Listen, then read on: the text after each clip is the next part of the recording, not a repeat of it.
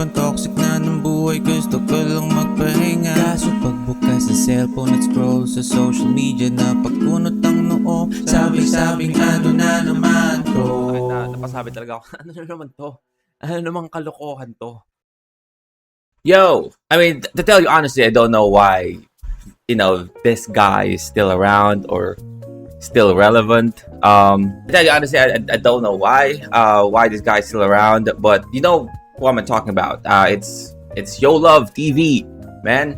And Yo Love TV nga is in a viral trending issue right now. Kung di nyo kilala si Yo Love TV, pero naabutan nyo yung Flippish TV before, yung Who's That Girl na content. I mean, that's fucking throwback, no?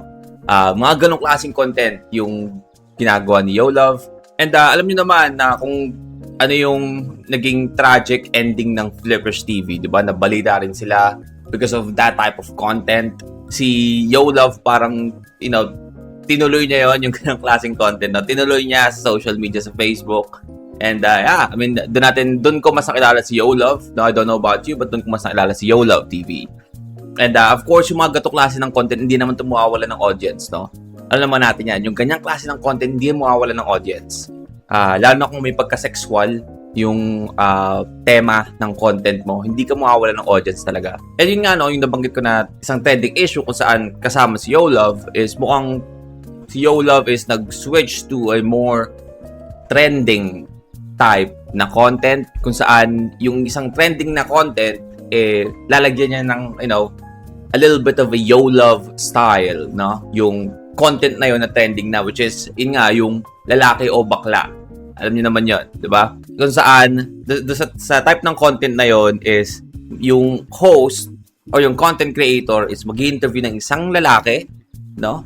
And may papakita siyang picture, tatanungin niya kung ano sa tingin mo, lalaki ba to o bakla? Sasagutin nung in-interview kung lalaki ba yun o bakla. Pag sinabi na bakla, okay, so ikaw, pipicturean kita, sa tingin mo ba, ang tingin sa'yo ng mga ibang tao, lalaki ka o bakla? Ganon.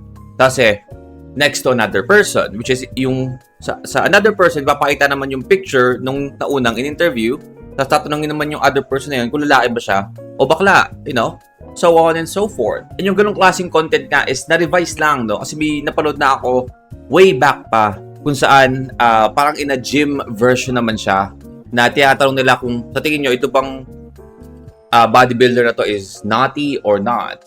Kung natural, walang, performance enhanced na tinuturok sa katawan nila or meron, parang ganon.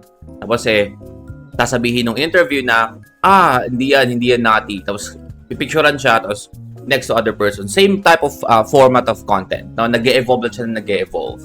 And again, nung una ko napanood tong gato klase ng content is sa mga western or foreign countries. Alam naman natin na darating yan sa Pilipinas, do. Darating din yung ganyang klase ng content sa Pilipinas. And isa nga sa mga content creator natin na gumawa nito na sobrang nag-enjoy ako is si Chano Vlogs, Titignan mo lang kung bading o lalaki. Okay. Ito, sir. Mukha pong bading. Bading? Opo. Bading. Paano mo nasabing bading? Yung kamay, Yung kamay niya nakaganon. Okay.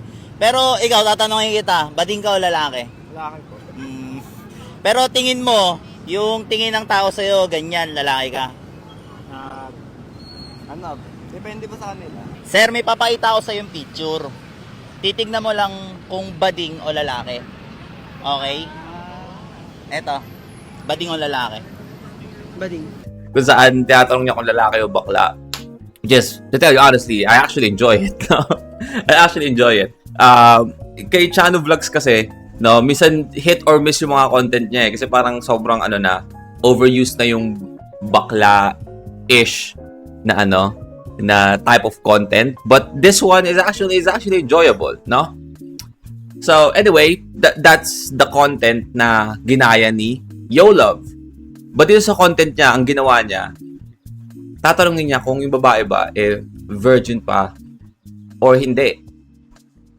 And dito na nga pumasok yung issue where a model named Red Bedonia exposed Yo Love regarding this, content. Hello everyone, gusto ko lang i-call out si Yo Love TV. This is not my usual content, pero hindi ko talaga to ito-tolerate. Lalo na sobrang bastos ito sa part ko at sa mga kapwa kong babae. First time na na-meet ko si Yo Love TV, hindi na talaga ako naging comfortable sa kanya. Since bigla-bigla na lang siya naka-record na sa camera, yung kasama niya, then bigla-bigla na siya magtatanong ng mga controversial topics. So, parang wala ka nang kawala. So, sinabihan ko siya that time na ayaw ko i-post niyan kasi ayaw ko ng mga ganun. Out of curiosity, tinanong ko siya. I asked him if ano ba yung content na yan. So, he said, trending daw to now. Meron daw siyang picture na ipapakita na tatanungin niya ako kung lalaki daw ba or bakla. Since uso daw yan ngayon. Sabi niya, yung pictures daw is yung mga models. So, nasa isip ko is mga lalaki. So, nung pinakita niya yung pinakita niya na picture sa akin is picture ng babae. So, sa isip ko, akala ko lalaki or bakla, pero ba't babae yung nasa picture? Hindi ko talaga in-expect yung tinanong niya sa akin. Sabi niya, Lex, kung ikaw, i-judge mo tong picture na to, tatanungin kita kung V ba to or hindi. Nagulat ako, like, what a stupid question. So, binulungan niya ako kagad. Sabi niya, sakyan ko na lang, then parang puriin ko na lang daw yung babae. Like, ano yan? For clout na lang ba talaga lahat? Gamitin mo yung platform mo wisely. Bigyan mo respeto yung mga babae. Wala ka bang nanay para tanungin yung mga babae ng ganyan na questions? So yun na nga, mukhang nilagay sa spotlight si Miss Red, no? Na kung saan kailangan niyang sagutin yung tanong na kung yung nasa picture ba is virgin or not. And alam naman natin kung saan yung patungo, di ba? Ang mangyayari doon is siya yung pipicturean. Tapos, si Yo Love, maghahanap na naman ng another model or another babae kung saan ipapakita yung picture niya. And then, of course, this type of, question or questioning na tingin mo virgin ba to or hindi is very sensitive, di ba? Napaka-sensitibo niyang bagay. Lalong-lalo na pagdating sa mga babae. And as sa pag-call out niya kanya na to, syempre maraming netizens ang hindi natuwa. I mean, marami naman talagang hindi na natutuwa pero mas marami pang hindi natuwa lalo dahil dito, no? And I don't know what happened. I don't know kung na-report yung I don't know kung may page pa talaga si Yo Love o wala. Pero I feel like na-report ata yung una niyang page kasi gumawa siya ng bagong page kung saan nag-post siya ng mga panibagong, post regarding this issue that we have in here. Sabi nga niya dito, one mistake does not define who a person is. I didn't mean to offend you, Ate Red. I apologize if my content came across negatively. Which is, it does, man. Sometimes yung isang mistake na yon, it does define kung anong klase kang tao, no? And I'm sorry, man, but ganito na talaga yung klase yung content yung meron ka noon pa. So parang sa perspective ko, ang hirap sabihin na hindi ka naman talaga ganon. No, alam mo yun? Kasi sabi niyo dito, one mistake does not define who a person is. But since day one, ito na yung klase ng content na nilalabas mo. So meron pa nga siyang another post dito. Sabi niya, I just want to sincerely apologize kay Red and sa lahat ng na-offend sa mga naging content at words ko. Hindi ko intention makasakit o makainsulto ng kahit sino. I take full responsibility sa naging pagkakamali ko and I'm learning from this. Sa mga nag-call out sa akin, thank you din because it helped me realize kung saan ako nagkulang. I'll do better and be more mindful moving forward. I hope mabigyan nyo pa ako ng chance to make things right. Thank you for your understanding.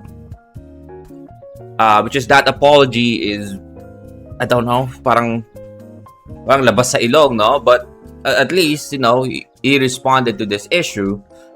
May nag-comment nga dito, sabi, Kuya, yung pinakita mo na model na babae kay Ate Red, tinatanong mo rin ba kung virgin siya o hindi? Paano mo malalaman kung virgin pa ang isang babae? Did you ask that girl sa picture and nag-ask ka ba ng permission sa model na pinakita mo kay Ate Red kung pwede kang magtanong ng ganyan sa mga tao? Malaki ka na, pero hindi mo pa rin alam ang pinagkaiba ng tama o mali. Alam mo na, napaka-disrespectful yung pagtatanong ng ganon sa random na tao. Which is, dito na nga pumapasok yung pinaka-issue dito, no? Kasi, I don't know if this is going to be a hot take, but for me, to tell you honestly, this type of format na gagawin ni Yo Love, no, yung pinaplano niya na virgin or not, it's not actually that of a big deal, tell you honestly. No?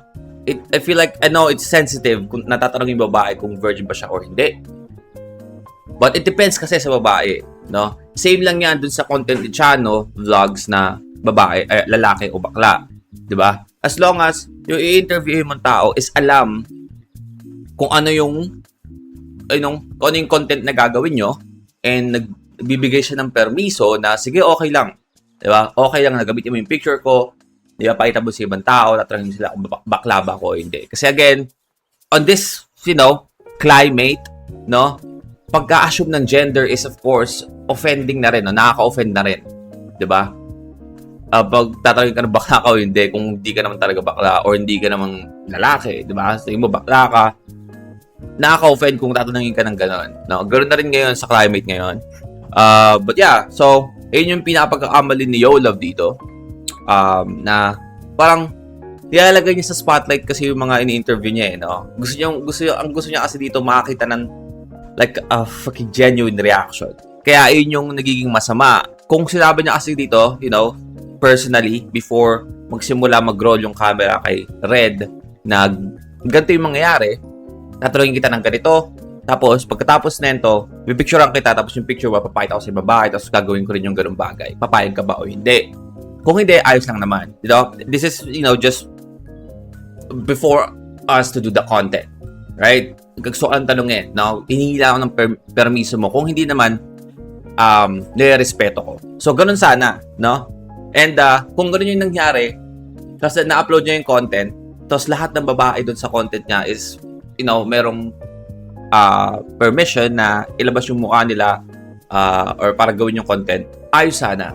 But I feel like, yun yung nagiging issue dito kasi parang nilalagay niya talaga sa spotlight yung mga babae like nangyari kay Red. So, yun yung pinaka, mali doon. And, yeah, I mean, sometimes, dito sa yung content space natin ngayon, minsan wala nang limitasyon, no? But, siguro isa na lang sa bagay na kailangan nating dito is kailangan, bago natin ilabas yung mukha ng isang tao, or bago gawin itong mga content na ganitong klase, no, na nagbibigay ng, parang masyado ng personal na impormasyon, kailangan siguro, kailangan that fully informed sila, and fully aware sila o what type of content yung gagawin, yung hindi natin sila nilalagay sa spotlight. Right? And, yeah, I mean, ngayon, nakita nyo nga na may bago ng page ulit si Yo Love. And, to tell you honestly, I don't think nawawala si Yo Love sa content space, man. Sa type ng content na nilalabas si Yo Love, I know na may mga manunood pa rin sa kanya. Alam ko talaga, no? 100% may manunood pa rin sa kanya sa ganung klase ng content. But, I hope meron siya natutunan dito, no? Na to ask permission first before you actually, upload this type of content. Kasi, again, may mga tao na hindi matutuwa, no? Kung ilalagay mo siya sa spotlight, katulad ng nangyari kay Red. But, yeah, I just wanna talk about this because I don't know why this guy is still around, but, yep, that's about it.